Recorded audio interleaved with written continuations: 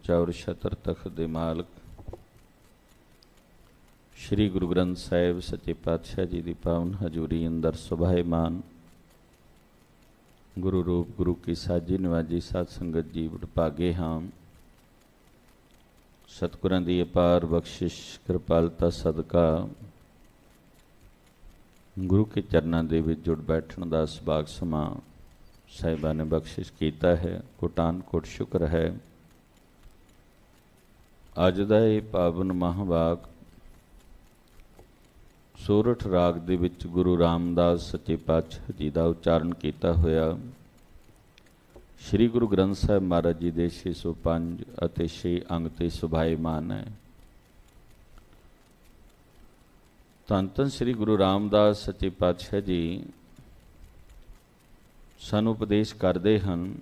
आपे कंडा आप तराजी प्रभ आपे तोल तोलाया, आपे शाह आपे वणजारा आपे वणज कराया, आपे धरती साजियन प्यारे पिछे टंक चढ़ाया। टंक कहंदे ने चार मासे दे एक वटे नूं। गुरु रामदास महाराज कहंदे ने इस सारी सृष्टि नूं परमात्मा ने एक चार मासे दा एक पासे वटा रख के इस धरती नूं बैलेंस किया होया। वो चार मासे दा वटा की है? सतगुरु पातशाह कहंदे ने तौल धर्म दया का पूत संतोख थाप रखिया जिन सूत। जे को बुझै होवै सचियार तबले ऊपर केता पार। धरती दे ऊपर धरती किस दे ऊपर टिकी हुई है? ये सृष्टि नूं किवें बैलेंस किया होया है? महाराज कहंदे ने जिहड़ा कोई इसनूं बुझेगा समझेगा उन्होंने ये गल समझ आ जाएगी परमात्मा ने इस धरती नूं धर्म के आसरे ते टिकाया होया है। और वो चार मासे का वटा है धर्म। ये धरती धर्म के आश्रे ते टिकी हुई है। जदों धर्म दे विच कोई भी हानि हुंदी है, कोई मनुख अधार्मिक कर्म करदा है, उदों इस धरती दे विच भुचाल आंदे ने। ये धरती डोलदी है, इस धरती विचों लावे निकलते ने, इस धरती ते खून खराबे होंदे ने। ऐसा कुछ तां हुंदा है जदों बैलेंस जिहड़ा है वो बिगड़दा है। पाप दा बैलेंस वधदा है, ये डोलदी है। इसे करके गुरु अर्जन देव महाराज कहते कई बार पसरे पासार सदा सदा एक एक ओंकार। इस धरती का पसारा कई बारी परमात्मा ने किया है। वो मिटती रही है फिर बनती रही है। उहदे हुक्म विच सब कुछ कीता पसाओ एको कुवाओ तिसते होवै लख दरियाओ। ये सारी सृष्टि नूं परिपूर्ण परमात्मा ने चार मासे दे वटे दे नाल इसनूं बैलेंस किया है। तो साहिब कहंदे ने वो आप ही कंडा है, आप ही वो तराजी है। कंडा कहंदे ने तराजी दे विचकार जिहड़ी सूई हुंदी है बोधी हुंदी है उसनूं कंडा कहा जाता है। वो आप ही तराजी है, आप ही उस विच कंडा है, आप ही इसनूं तोलिया होया है धरती नूं सृष्टि नूं। वो आपे ही शाह है ते आपे ही वणजारा भी वो आप है ते आप ही वो वणज करन वाला वपारी भी आप है। ते साहिब कहंदे ने आपे धरती साजन प्यारे पिछे टंक चढ़ाया। इस धरती की साजना करन वाला भी वो आप है, इसनूं बैलेंस भी उसने आप किया होया है। राह दी पंक्ति साहिब कहंदे मेरे मन हर हर ध्याए सुख पाया, हर हर नाम निधान है प्यारा गुर पूरे मीठा लाया। राहो हे मेरे मन तू ऐसे हरि परमात्मा नूं ध्याना कर, तू सारे सुख प्राप्त कर लेगा जदों उसनूं ध्यावेगा। परमेश्वर दे उस नाम दे विच उस नाम दे खजाने दे विच इतना रस है कि जदों वो गुरु की बख्शिश सदका मनुख नूं परमात्मा वल्लों प्राप्त हुंदा है ਤਾਂ ਗੁਰੂ ਦੀ ਬਖਸ਼ਿਸ਼ ਸਦਕਾ ਇਹ ਨਾਮ ਫਿਰ ਮਿੱਠਾ ਲੱਗਣ ਲੱਗ ਪੈਂਦਾ ਹੈ। ਗੁਰਪੂਰੈ ਮੀਠਾ ਲਾਇਆ, ਗੁਰੂ ਅੰਦਰ ਦ੍ਰਿੜਤਾ ਤੇ ਵਿਸ਼ਵਾਸ ਪੈਦਾ ਕਰ ਦਿੰਦਾ ਹੈ। ਨਾਮ ਦੇ ਵਿੱਚ ਰਸ ਆਉਣਾ ਸ਼ੁਰੂ ਹੋ ਜਾਂਦਾ। ਨਾਮ ਵਿੱਚ ਰਸ ਕਦੋਂ ਤੱਕ ਨਹੀਂ ਆਉਂਦਾ? ਜਦੋਂ ਤੱਕ ਸਾਡੇ ਮਨ ਦੇ ਜਿਹੜੇ ਵਿਕਾਰੀ ਰੂਪੀ ਤਾਪ ਹਨ ਉਹ ਨਹੀਂ ਮਿਟਦੇ। ਜਿਵੇਂ ਸਰੀਰ ਨੂੰ ਤਾਪ ਹੋਵੇ, ਸਰੀਰ ਨੂੰ ਰਸ ਨਹੀਂ ਆਵੇਗਾ। ਸਾਡੇ ਮਨ ਨੂੰ ਵਿਕਾਰਾਂ ਦੇ ਤਾਪ ਹੁੰਦੇ ਨੇ, ਇਸ ਕਰਕੇ ਸਾਨੂੰ ਵੀ ਰਸ ਨਹੀਂ ਆਉਂਦਾ, ਨਾਮ ਦੇ ਵਿੱਚ ਰਸ ਨਹੀਂ ਆਉਂਦਾ। ਸਤਿਗੁਰੂ ਪਾਤਸ਼ਾਹ ਜੀ ਸਮਝਾਉਂਦੇ ਨੇ ਕਿ ਜਦੋਂ ਉਹ ਆਪ ਸਾਰੀ ਸ੍ਰਿਸ਼ਟੀ ਦੀ ਰਚਨਾ ਕਰਨ ਵਾਲਾ ਹੈ, ਸਾਰਿਆਂ ਨੂੰ ਰਿਜ਼ਕ ਦੇਣ ਵਾਲਾ ਹੈ, ਜਦੋਂ ਗੁਰੂ ਦੀ ਬਖਸ਼ਿਸ਼ ਸਦਕਾ ਉਹ ਆਪ ਹੱਥ ਰੱਖਦਾ ਹੈ ਤਾਂ ਪਰਮੇਸ਼ਰ ਦੇ ਨਾਮ ਦੇ ਵਿੱਚ ਫਿਰ ਰਸ ਆਉਣਾ ਸ਼ੁਰੂ ਹੋ ਜਾਂਦਾ ਹੈ। ਮਨੁੱਖ ਨੂੰ ਫਿਰ ਇੱਕ ਲਾਲਚ ਪੈਦਾ ਹੋ ਜਾਂਦੀ ਹੈ। ਅਧਿਆਤਮਿਕ ਪੁਰਸ਼ ਕਹਿੰਦੇ ਨੇ ਕਿ ਮੈਂ ਹੋਰ ਜਪ ਲਵਾਂ, ਹੋਰ ਜਪ ਲਵਾਂ। ਉਹਦੇ ਅੰਦਰ ਇੱਕ ਲਾਲਸਾ ਪੈਦਾ ਹੋ ਜਾਂਦੀ। ਉਹ ਦੁਨਿਆਵੀ ਪਦਾਰਥਾਂ ਦੀ ਲਾਲਸਾ ਨਹੀਂ ਰੱਖਦਾ, ਉਹ ਪਰਮਾਤਮਾ ਦੇ ਨਾਮ ਦੀ ਲਾਲਸਾ ਰੱਖਦਾ ਹੈ। ਉਹ ਇਹੀ ਸੋਚਦਾ ਹੈ ਕਿ ਮੇਰਾ ਅਖੀਰਲਾ ਸਵਾਸ ਆਵੇ, ਉਸ ਤੋਂ ਪਹਿਲਾਂ ਮੈਂ ਪਰਮਾਤਮਾ ਤੱਕ ਪਹੁੰਚ ਜਾਵਾਂ। ਉਹਨੂੰ ਇਹ ਰਸ ਤੇ ਇਹ ਬਖਸ਼ਿਸ਼ ਉਸ ਮਨੁੱਖ ਤੇ ਹੋ ਜਾਂਦੀ। ਤੋ ਸਾਹਿਬ ਇੱਥੇ ਸਮਝਾ ਰਹੇ ਨੇ, ਆਪੇ ਧਰਤੀ ਆਪ ਜਲ ਪਿਆਰਾ, ਆਪੇ ਕਰੇ ਕਰਾਇਆ। ਉਹ ਆਪ ਹੀ ਇਹ ਧਰਤੀ ਭਾਵ ਸ੍ਰਿਸ਼ਟੀ ਹੈ ਤੇ ਆਪ ਹੀ ਉਸ ਪਰਮਾਤਮਾ ਨੇ ਇਸ ਸ੍ਰਿਸ਼ਟੀ ਨੂੰ, ਸ੍ਰਿਸ਼ਟੀ ਦੇ ਵਿੱਚ, ਇਸ ਧਰਤੀ ਦੇ ਵਿੱਚ ਪਾਣੀ ਪਾਇਆ ਹੋਇਆ ਹੈ। ਅਸੀਂ ਬਾਹਰ ਮਿੱਟੀ ਦੇ ਵਿੱਚ ਪਾਣੀ ਪਾਈਏ ਤਾਂ ਮਿੱਟੀ ਇੱਕਦਮ ਨਰਮ ਹੋ ਜਾਂਦੀ ਹੈ, ਤੁਹਾਨੂੰ ਕਿਸੇ ਤਰੀਕੇ ਨਾਲ ਵੀ ਆਕਾਰ ਦੇ ਸਕਦੇ ਹਾਂ। ਪਰ ਪਰਮਾਤਮਾ ਨੇ ਇਸ ਧਰਤੀ ਦੇ ਵਿੱਚ ਪਾਣੀ ਪੈਦਾ ਕੀਤਾ ਹੈ। ਉਸ ਪਾਣੀ, ਉਹ ਵੀ ਪਾਣੀ ਹੁਕਮ ਦੇ ਵਿੱਚ ਹੈ ਕਿ ਮਿੱਟੀ ਨੂੰ ਗਾਲਦਾ ਨਹੀਂ। ਅਸੀਂ ਬਾਹਰ ਪਾਣੀ, ਮਿੱਟੀ ਪਾਣੀ 'ਚ ਪਾਵਾਂਗੇ ਜਾਂ ਪਾਣੀ 'ਚ ਮਿੱਟੀ ਪਾਵਾਂਗੇ ਤੇ ਮਿੱਟੀ ਗਲ ਜਾਏਗੀ। ਪਰ ਧਰਤੀ ਦੇ ਅੰਦਰ ਪਾਣੀ ਹੈ। ਇਸ ਧਰਤੀ ਦੇ ਉੱਪਰ ਵੀ ਕਰੀਬਨ 3 ਹਿੱਸੇ ਪਾਣੀ ਹੈ, 1 ਹਿੱਸੇ ਧਰਤੀ ਹੈ। ਤੇ ਪਰਮਾਤਮਾ ਨੇ ਐਸਾ ਹੁਕਮ ਕੀਤਾ ਹੋਇਆ ਹੈ, ਉਸ ਦੇ ਹੁਕਮ ਦੇ ਅੰਦਰ ਸਭ ਕੁਝ ਹੈ। ਉਹਦੇ ਭੈ ਦੇ ਵਿੱਚ, ਨਿਰਮਲ ਭੈ ਵਿੱਚ ਸਭ ਕੁਝ ਚੱਲ ਰਿਹਾ ਹੈ। ਭੈ ਵਿੱਚ ਪਉਣ ਵਹਿ ਸਦਵਾਓ, ਭੈ ਵਿੱਚ ਚੱਲੇ ਲਖ ਦਰਿਆਓ, ਭੈ ਵਿੱਚ ਅਗਨ ਕੱਢੇ ਬੇਗਾਰ, ਭੈ ਵਿੱਚ ਧਰਤੀ ਦੱਬੀ ਪਾਰ, ਭੈ ਵਿੱਚ ਇੰਦ ਫਿਰੇ ਸਿਰ ਪਾਰ, ਭੈ ਵਿੱਚ ਰਾਜਾ ਧਰਮ ਦੁਆਰ, ਭੈ ਵਿੱਚ ਸੂਰਜ, ਭੈ ਵਿੱਚ ਚੰਦ, ਕੋਹ ਕਰੋੜੀ ਚਲਤ ਨੰਦ। ਕਰੋੜਾਂ ਕੋ ਚੱਲਦੇ ਨੇ ਸੂਰਜ ਚੰਦਰਮਾ, ਪਰ ਸਾਨੂੰ ਨਹੀਂ ਦਿਖਾਈ ਦਿੰਦੇ। ਉਹ ਰੋਜ਼ ਦੇ ਸਫ਼ਰ ਵਿੱਚ ਰਹਿੰਦੇ ਨੇ। ਇਸ ਤਰੀਕੇ ਦੇ ਨਾਲ ਮਹਾਰਾਜ ਕਹਿੰਦੇ ਨੇ ਕਿਸੇ ਨੂੰ ਕੋਈ ਪਤਾ ਨਹੀਂ ਕਿੰਨੇ ਕਰੋੜ ਉਹ ਸਫ਼ਰ ਕਰਦੇ ਨੇ। ਸਾਨੂੰ ਤਾਂ ਇੰਝ ਲੱਗਦਾ ਵੀ ਉਹ ਇੱਕ ਥਾਂ 'ਤੇ ਖੜੋਤੇ ਨੇ, ਇੱਕ ਥਾਂ ਤੋਂ ਦੂਸਰੇ ਥਾਂ 'ਤੇ ਰਾਤ ਹੋ ਜਾਂਦੀ, ਦਿਨ ਹੋ ਜਾਂਦਾ। ਨਹੀਂ, ਉਹ ਵੀ ਇੱਕ ਸਫ਼ਰ 'ਚ ਨੇ। ਸਭ ਕੁਝ ਚਲਾਏ ਮਾਨ ਹੈ। ਇਸੇ ਕਰਕੇ ਮਹਾਰਾਜ ਕਹਿੰਦੇ ਨੇ ਜੋ ਸ੍ਰਿਸ਼ਟੀ ਵਿੱਚ ਚੱਲ ਰਿਹਾ ਹੈ ਉਹ ਇੱਕ ਦਿਨ ਮਿਟਦਾ ਹੈ, ਜੋ ਟਿਕਿਆ ਹੋਇਆ ਹੈ ਉਹ ਅਟਲ ਹੋ ਜਾਂਦਾ ਹੈ। ਪਰਮਾਤਮਾ ਸਦੀਵੀ ਕਾਲ ਟਿਕਿਆ ਹੋਇਆ ਹੈ। ਨਿਤ ਰਵ ਚੱਲੇ, ਨਿਤ ਸਸ ਚੱਲੇ, ਤਾਰਕਾ ਲਖ ਪਰੋਏ, ਮੁਕਾਮ ਉਹੀ ਏਕ ਹੈ, ਨਾਨਕਾ ਸੱਚ ਬਗੋਏ। ਮੁਕਾਮ ਕੇਵਲ ਪਰਮਾਤਮਾ ਹੈ, ਬਾਕੀ ਸਭ ਕੁਝ ਚੱਲ ਰਿਹਾ ਹੈ। ਤੋ ਸਾਹਿਬ ਸਮਝਾ ਰਹੇ ਨੇ ਇਹ ਧਰਤੀ ਦੇ ਵਿੱਚ ਪਾਣੀ ਵੀ ਪ੍ਰਭੂ ਪਰਮਾਤਮਾ ਨੇ ਆਪ ਰੱਖਿਆ ਹੋਇਆ ਹੈ। ਇਹ ਧਰਤੀ ਵੀ ਉਹ ਆਪ ਹੀ ਹੈ। ਆਪੇ ਕਰੇ ਕਰਾਇਆ, ਸਭ ਕੁਝ ਕਰਨ ਕਰਾਉਣ ਵਾਲਾ ਉਹ ਆਪ ਹੈ। ਆਪੇ ਹੁਕਮ ਵਰਤਦਾ ਪਿਆਰਾ, ਜਲ ਮਾਟੀ ਬੰਦ ਰਖਾਇਆ। ਪਰਮਾਤਮਾ ਨੇ ਆਪਣੇ ਹੁਕਮ ਦੇ ਵਿੱਚ ਜਲ ਤੇ ਮਿੱਟੀ ਨੂੰ ਬੰਨ੍ਹ ਕੇ ਰੱਖਿਆ ਹੋਇਆ ਹੈ। ਜਲ ਮਿੱਟੀ ਦਾ ਕੁਛ ਨਹੀਂ ਵਿਗਾੜ ਸਕਦਾ। ਮਿੱਟੀ, ਪਾਣੀ ਮਿੱਟੀ ਨੂੰ ਖੋਰ ਨਹੀਂ ਸਕਦੀ। ਉਹ ਆਪਣੇ ਆਪ ਆਪਣੇ ਥਾਂ 'ਤੇ ਟਿਕੀ ਹੋਈ ਹੈ। ਇਹਨਾਂ ਨੂੰ ਇੱਕ ਤਰ੍ਹਾਂ ਬੰਨ੍ਹ ਕੇ ਰੱਖਿਆ ਹੋਇਆ ਹੈ ਹੁਕਮ ਦੇ ਅੰਦਰ। ਇਹ ਸਾਰੇ ਹੀ ਹੁਕਮ ਅੰਦਰ ਨੇ। ਹੁਕਮੇ ਅੰਦਰ ਸਭ ਕੋ, ਬਾਹਰ ਹੁਕਮ ਨਾ ਕੋਏ, ਨਾਨਕ ਹੁਕਮੈ ਜੇ ਬੁਝੀਤਾ ਹਉਮੈ ਕਹੇ ਨਾ।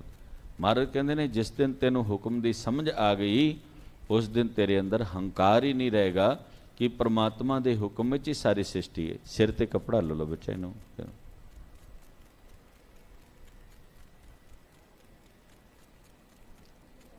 ਸਤਿਗੁਰੂ ਜੀ ਅਗਲੀ ਪੰਕਤੀ ਸਮਝਾਉਂਦੇ, ਆਪੇ ਹੀ ਭਾਉ ਪਾਇੰਦਾ ਪਿਆਰਾ, ਬਨ ਬੱਕਰੀ ਸਿਉ ਹੰਡਾਏ। परिपूर्ण परमात्मा ने आप ही ऐसा भय पैदा किया होया है, भाव ਉਹਦੇ ਹੁਕਮ ਦੇ ਵਿੱਚ, ਭੈ ਤੋਂ ਇੱਥੇ ਭਾਵ ਹੈ ਹੁਕਮ, ਉਹਦੇ ਹੁਕਮ ਦੇ ਅੰਦਰ ਬਨ ਬੱਕਰੀ ਸਿਉ ਹੰਡਾਇਆ। ਮਾਨੋ ਬੱਕਰੀ ਤੇ ਸ਼ੇਰ ਨੂੰ ਇੱਕ ਥਾਂ ਤੇ ਰੱਖਿਆ ਹੋਇਆ ਹੈ। ਸਤਿਗੁਰ ਸੱਚੇ ਪਾਤਸ਼ਾਹ ਕਹਿੰਦੇ ਨੇ, ਦੇਖ ਬਨ ਬੱਕਰੀ ਕਿਵੇਂ ਹੰਡਾਇਆ, ਕਿਵੇਂ ਇਕੱਠੇ ਨੇ, ਜਿਵੇਂ ਅੱਗੇ ਦ੍ਰਿਸ਼ਟਾਂਤ ਵਿੱਚ ਸਮਝਾਉਂਦੇ ਨੇ। ਆਪੇ ਕਾਸ਼ਟ ਆਪ ਹਰ ਪਿਆਰਾ, ਵਿੱਚ ਕਾਸ਼ਟ ਅਗਨ ਰਖਾਇਆ। ਕਾਸ਼ਟ ਤੋਂ ਭਾਵ ਹੈ ਲੱਕੜ। ਹੁਣ ਜਿਤਨੀ ਵੀ ਬਨਸਪਤੀ ਹੈ ਇਹਦੇ ਅੰਦਰ ਅੱਗ ਹੈ। ਜਿਵੇਂ ਸਾਡੇ ਅੰਦਰ ਇੱਕ ਜਠਰ ਅਗਨ ਹੈ, ਪਰ ਉਸ ਜਠਰ ਅਗਨ ਸਾਡੇ ਅੰਦਰ ਸੇਕ ਨਹੀਂ ਪੈਦਾ ਕਰਦੀ, ਸਾਡੇ ਅੰਦਰ ਸਾੜਦੀ ਨਹੀਂ ਹੈ। ਉਹ ਅਸੀਂ ਭੋਜਨ ਖਾਂਦੇ ਹਾਂ, ਉਸ ਨੂੰ ਉਹ ਹਜਮ ਕਰਦੀ ਹੈ, ਉਸ ਨੂੰ ਉਹ ਪਚਾ ਦਿੰਦੀ ਹੈ। ਇਹਨੂੰ ਅਸੀਂ ਡਾਈਜੈਸ਼ਨ ਕਹਿੰਦੇ ਹਾਂ। ਉਹ ਸਭ ਕੁਛ ਜਠਰ ਅਗਨ ਦੇ ਮੁਤਾਬਕ ਹੁੰਦਾ ਹੈ। ਜੇ ਜਠਰ ਅਗਨ ਠੰਡੀ ਹੋ ਜਾਏ ਤਾਂ ਸਾਡੀ ਡਾਈਜੈਸ਼ਨ ਖਤਮ ਹੋ ਜਾਏ, ਡਾਈਜੈਸ਼ਨ ਨਹੀਂ ਹੋਏਗਾ, ਰੋਟੀ ਨਹੀਂ ਖਾ ਸਕਾਂਗੇ ਅਸੀਂ, ਭੋਜਨ ਸਾਡਾ ਪਚ ਨਹੀਂ ਸਕੇਗਾ। तो परिपूर्ण परमात्मा ने ऐसा सिस्टम बनाया है, सारिਆਂ ਦੇ ਅੰਦਰ ਜਠਰ ਅਗਨ ਮੌਜੂਦ ਹੈ, ਪਰ ਉਹ ਜਠਰ ਅਗਨ ਕਿਸੇ ਨੂੰ ਸਾੜਦੀ ਨਹੀਂ ਹੈ। ਭਾਵ ਬੱਕਰੀ ਤੇ ਸ਼ੇਰ ਨੂੰ ਇੱਕ ਥਾਂ ਤੇ ਬੰਨਿਆ ਹੋਇਆ ਹੈ। ਲੱਕੜ ਦੇ ਅੰਦਰ ਜ਼ਰੂਰ ਅਗਨ ਹੈ, ਜਿਵੇਂ ਸਰੀਰ ਵਿੱਚ ਜਠਰ ਅਗਨ ਹੈ ਤੇ ਲੱਕੜ ਦੇ ਵਿੱਚ ਦਾਵਾ ਅਗਨ ਹੈ, ਉਸ ਨੂੰ ਦਾਵਾ ਅਗਨ ਕਿਹਾ ਜਾਂਦਾ ਹੈ। ਸਮੁੰਦਰ ਦੇ ਅੰਦਰ ਬੜਵਾ ਅਗਨ ਹੈ। ਸੂਰਜ ਤੋਂ ਪ੍ਰਗਟ ਅਗਨ ਮਿਲਦੀ ਹੈ, ਜੋ ਅਸੀਂ ਸੂਰਜ ਅੱਗ ਬਾਲਦੇ ਹਾਂ, ਚਾਹੇ ਚੁੱਲ੍ਹੇ ਵਿੱਚ, ਗੈਸ ਵਿੱਚ, ਇਹਨਾਂ ਵਿੱਚ, ਲੱਕੜਾਂ ਵਿੱਚ, ਬਾਹਰੋਂ ਤੀਲੀ ਨਾਲ ਬਾਲਦੇ ਹਾਂ, ਇਹ ਪ੍ਰਗਟ ਅਗਨ ਹੈ, ਉਹ ਸੂਰਜ ਤੋਂ ਪੈਦਾ ਹੁੰਦੀ। ਸੂਰਜ ਠੰਡਾ ਹੋ ਜਾਏ, ਪ੍ਰਗਟ ਅਗਨ ਹੋਏਗੀ ਨਹੀਂ, ਜਲੇਗੀ ਨਹੀਂ। ਦਾਵਾ ਅਗਨ ਖਤਮ ਹੋ ਜਾਏ ਲੱਕੜ ਦੇ ਅੰਦਰ, ਤਾਂ ਲੱਕੜ ਜਿਹੜੀ ਹੈ ਉਹਨੂੰ ਅੱਗ ਨਹੀਂ ਲੱਗ ਸਕਦੀ। ਬਾਹਰ ਦੀ ਅਗਨ ਦੇ ਨਾਲ ਲੱਕੜ ਅੰਦਰੋਂ ਅਗਨ ਨੂੰ ਪ੍ਰਗਟ ਕਰਦੀ ਹੈ, ਉਸ ਲੱਕੜ ਦੇ ਵਿੱਚੋਂ ਅੰਦਰੋਂ ਅਗਨ ਲੱਗਦੀ। ਤੁਸੀਂ ਕਦੇ ਦੇਖੋ ਲੱਕੜ ਨੂੰ ਸੜਦੀ ਨੂੰ, ਉਹ ਉੱਪਰ ਦੀ ਤਰ੍ਹਾਂ ਸੜਦੀ ਹੈ, ਵਿੱਚੋਂ ਸੜਦੀ, ਅੰਦਰੋਂ ਸੜਦੀ, ਉਹ ਉਹਦੇ ਅੰਦਰੋਂ ਪ੍ਰਗਟ ਹੁੰਦੀ ਹੈ ਅਗਨ ਲੱਕੜ ਵਿੱਚੋਂ, ਲੱਕੜ 'ਚ ਮੌਜੂਦ ਹੈ ਅੱਗ।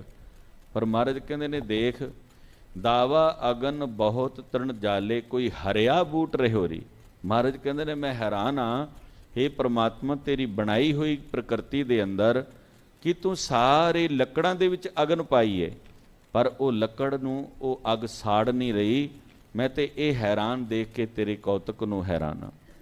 परमात्मा दे इन्हां कौतकां नूं देख के हैरान हो जाना, ये बहुत ही वड्डे भागां दी निशानी। इनू कहंदे ने समझ आ जाना, ज्ञान हो जाना। परमात्मा दे बनाए हुए इस सिद्धांत ਨੂੰ ਜਿਸ ਦਿਨ ਸਮਝਣਾ ਸ਼ੁਰੂ ਕਰ ਦਿੱਤਾ, ਉਸ ਦਿਨ ਸਾਨੂੰ ਇਹ ਗੱਲ ਦੀ ਸਮਝ ਆ ਜਾਏਗੀ ਕਿ ਹਰ ਜੀਵ, ਹਰ ਬਸ਼ਰ, ਹਰ ਮਨੁੱਖ ਉਸ ਪਰਮਾਤਮਾ ਦਾ ਹੀ ਬਣਾਇਆ ਹੋਇਆ ਇੱਕ ਜੀਵ ਹੈ। ਇਸ ਸੰਸਾਰ ਤੇ ਆਇਆ ਹੈ ਤੇ ਸੰਸਾਰ ਤੇ ਆਪਣੇ ਆਪ ਨੂੰ ਸਫਲ ਕਰਨ ਵਾਸਤੇ ਆਇਆ ਹੈ। ਤੋ ਸਾਹਿਬ ਸਮਝਾ ਰਹੇ ਨੇ, ਆਪੇ ਕਾਸ਼ਟ ਆਪ ਹਰ ਪਿਆਰਾ, ਵਿੱਚ ਕਾਸ਼ਟ ਅਗਨ ਰਖਾਇਆ। ਉਸ ਲੱਕੜ ਦੇ ਅੰਦਰ ਅੱਗ ਨੂੰ ਵੀ ਪਰਮਾਤਮਾ ਨੇ ਆਪ ਹੀ ਰੱਖਿਆ ਹੋਇਆ ਹੈ, ਤੇ ਉਹ ਕਾਸ਼ਟ ਉਸ ਨੂੰ ਜਲਾ ਨਹੀਂ ਸਕਦੀ। ਆਪੇ ਹੀ ਆਪ ਵਰਤਦਾ ਪਿਆਰਾ, ਭੈ ਅਗਨ ਨਾ ਸਕੇ ਜਲਾਇਆ। ਉਹ ਪਰਮਾਤਮਾ ਦੇ ਹੁਕਮ ਵਿੱਚ ਹੈ, ਭੈ ਰੂਪੀ ਹੁਕਮ ਦੇ ਵਿੱਚ ਹੈ, ਉਹ ਅੱਗ ਉਸ ਲੱਕੜ ਨੂੰ ਸਾੜ ਨਹੀਂ ਸਕਦੀ।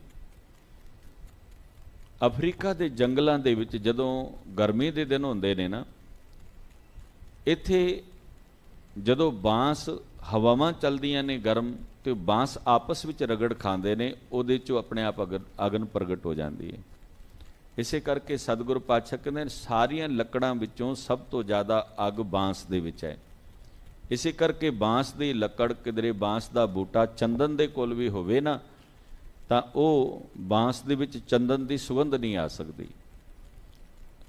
ਜਿਸ ਮਨੁੱਖ ਦੇ ਅੰਦਰ ਅਗਨ ਤੱਤ ਵੱਧ ਹੁੰਦਾ ਹੈ ਨਾ, ਉਹਦੇ ਅੰਦਰ ਹਉਮੈ ਪ੍ਰਦਾਨ ਹੋ ਜਾਂਦੀ ਹੈ, ਉਸ ਦੇ ਅੰਦਰ ਪ੍ਰਮਾਤਮਾ ਦਾ ਨਿਵਾਸ ਨਹੀਂ ਹੁੰਦਾ। ਹਉਮੈ ਨਾਵੇਂ ਨਾਲ ਵਿਰੋਧ ਹੈ, ਦੋਏ ਨਾ ਬਸੇ ਇਕਠਾਏ। ਇਸ ਕਰਕੇ ਸਤਿਗੁਰ ਪਾਤਸ਼ਾਹ ਕਹਿੰਦੇ, ਨਿਰਮਾਣਤਾ ਤੇਰੇ ਅੰਦਰ ਚਾਹੀਦੀ ਹੈ। ਸਾਹਿਬ ਕਹਿੰਦੇ ਨੇ, ਪਰਮਾਤਮਾ ਦੇ ਬਣਾਏ ਹੋਏ ਇਸ ਵਿਧਾਨ ਦੇ ਅੰਦਰ ਉਸਨੇ ਭਾਵੇਂ ਲੱਕੜ 'ਚ ਅੱਗ ਪਾਈ ਹੈ, ਭਾਵੇਂ ਮਨੁੱਖ ਦੇ ਅੰਦਰ ਜਠਰ ਅਗਨ ਮੌਜੂਦ ਹੈ, ਸਾਗਰ ਦੇ ਅੰਦਰ ਬੜਵਾ ਅਗਨ ਮੌਜੂਦ ਹੈ, ਤਾਂ ਸਾਗਰ ਦੇ ਵਿੱਚ ਜੀਵਨ ਚੱਲਦਾ ਹੈ। ਜੇ ਬੜਵਾ ਅਗਨ ਸਾਗਰ ਤੋਂ ਖਤਮ ਹੋ ਜਾਏ, ਇਹ ਬੱਦਲ ਵੀ ਨਹੀਂ ਬਣਨਗੇ, ਨਾ ਜੀਵ ਉਹਦੇ ਵਿੱਚ ਜੀਵਨ ਜੀ ਸਕਣਗੇ, ਉਹਨਾਂ ਦੇ ਆਸ਼ਰਿਤ ਹੈ।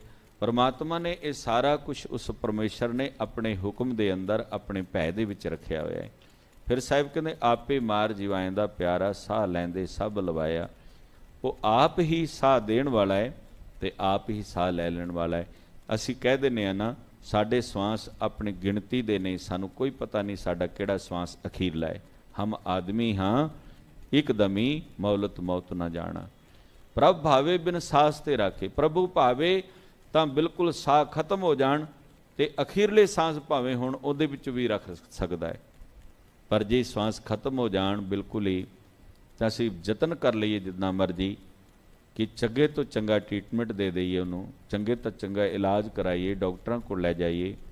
ਤੇ ਮਹਾਰਾਜ ਦੀ ਬਾਣੀ ਕਹਿੰਦੀ ਹੈ, ਵੈਦ ਕਹੇ ਹਉ ਵੀ ਭਲਾ, ਦਾਰੂ ਮੇਰੇ ਵਸ, ਇਹ ਤੋਂ ਵਸਤ ਗੋਪਾਲ ਕੀ, ਜਬ ਲਾਵੇ ਜਬ ਪਾਵੇ ਲੈ ਖਸ। ਇਹ ਤੇ ਵਸਤੂ ਪਰਮਾਤਮਾ ਦੀ ਹੈ। ਵੈਦ ਦੇ ਹੱਥ ਵਿੱਚ ਦਵਾਈ ਮੌਜੂਦ ਹੈ, ਉਹ ਦਵਾਈ ਦੇ ਸਕਦਾ ਹੈ, ਉਹ ਜੀਵਨ ਨਹੀਂ ਦੇ ਸਕਦਾ। ਪਰਮਾਤਮਾ ਦੇ ਹੱਥ ਵਿੱਚ ਜੀਵਨ ਹੈ। ਇਸੇ ਕਰਕੇ ਜਿਹੜੇ ਸਿਆਣੇ ਪੁਰਸ਼ ਹੁੰਦੇ ਨਾ, ਜਿੱਥੇ ਦਵਾਈ ਵੀ ਦਿੰਦੇ ਨੇ ਨਾਲ ਨਾਲ ਦੁਆ ਵੀ ਕਰਦੇ ਨੇ, ਉਹ ਦੁਆ ਵੀ ਲੈਂਦੇ ਨੇ। ਉਹਨਾਂ ਨੂੰ ਪਤਾ ਹੈ ਕਿ ਦਵਾਈ ਨੇ ਆਪਣੀ ਥਾਂ ਤੇ ਕੰਮ ਕਰਨਾ ਹੈ, ਦੁਆ ਨੇ ਆਪਣੀ ਥਾਂ ਤੇ ਕੰਮ ਕਰਨਾ ਹੈ। ਇਸ ਕਰਕੇ ਕਦੀ ਵੀ ਉਹ ਮਨੁੱਖ ਬਦਦੁਆ ਨਹੀਂ ਲੈਂਦੇ। ਕਦੀ ਮਹਾਰਾਜ ਕਹਿੰਦੇ ਬਦਦੁਆ ਲੈਣੀ ਵੀ ਨਹੀਂ ਚਾਹੀਦੀ। ਸਤਿਗੁਰ ਪਾਤਸ਼ਾਹ ਜੀ ਬਾਣੀ 'ਚ ਵੀ ਕਹਿੰਦੇ ਨੇ ਕਿ ਜਿਹੜਾ ਮਨੁੱਖ ਬਦਦੁਆ ਲੈ ਕਰਕੇ ਕਿਸੇ ਦੇ ਪੇਟ ਤੋਂ ਖੋ ਕੇ ਮਾਇਆ ਖੋ ਰਿਹਾ ਹੈ, ਐਸਾ ਮਨੁੱਖ ਕਦੀ ਵੀ ਆਪਣੇ ਜੀਵਨ 'ਚ ਸੁਖੀ ਨਹੀਂ ਹੋ ਸਕਦਾ। ਤੋ ਸਾਹਿਬ ਸੱਚੇ ਪਾਤਸ਼ਾਹ ਇੱਥੇ ਸਮਝਾ ਰਹੇ ਨੇ ਕਿ ਉਸ ਮਾਲਕ ਦੇ ਬਣਾਏ ਹੋਏ ਸਿਸਟਮ ਦੇ ਅੰਦਰ ਉਹ ਆਪ ਹੀ ਸੰਸਾਰ 'ਚ ਪੈਦਾ ਕਰਨ ਦੀ ਤਾਕਤ ਰੱਖਦਾ ਹੈ। ਉਹ ਆਪ ਹੀ ਸੰਸਾਰ ਦੇ ਵਿੱਚ ਪਾਲਣ ਪੋਸ਼ਣ ਦੀ ਉਸ ਦੀ ਤਾਕਤ ਰੱਖਦਾ ਹੈ, ਆਪ ਹੀ ਉਸ ਨੂੰ ਮਿਟਾਉਣ ਦੀ ਤਾਕਤ ਰੱਖਦਾ ਹੈ। ਸਤਿਗੁਰੂ ਜੀ ਅਗਲੀ ਪੰਕਤੀ 'ਚ ਕਹਿੰਦੇ, ਆਪੇ ਤਾਣ ਦੀ ਬਾਣ ਹੈ ਪਿਆਰਾ, ਆਪੇ ਕਾਰੇ ਲਾਇਆ। ਉਹਨੇ ਸਾਰਿਆਂ ਨੂੰ ਆਪ ਹੀ ਕਾਰੇ ਲਾਇਆ ਹੋਇਆ ਹੈ। ਜਿਉਂ ਆਪ ਚਲਾਏ ਤਿਉਂ ਚਲੀਏ ਪਿਆਰੇ, ਜਿਉਂ ਹਾਰ ਪ੍ਰਭ ਮੇਰੇ ਪਾਇਆ।